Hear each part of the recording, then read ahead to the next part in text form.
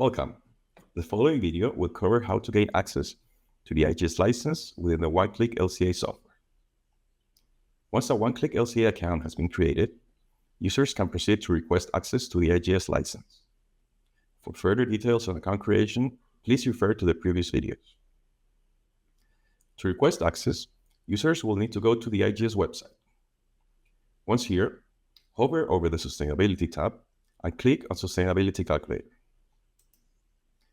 Here, users will find a brief overview on the goals of the calculator, as well as a quick description of the templates and a frequently asked questions section. Scrolling down, we'll find the Request Template Access button. Clicking on it will take us to a blank form, which requires some identification data, including the IGS member ID. The email provided in this form must match the one used to register in the one-click LCA app. Once access to the license has been granted, we can go back to the one-click LCA app. With a linked account, once we log in, a message will pop up asking to activate the assigned license. By checking out the license, users will gain access to the IGS templates.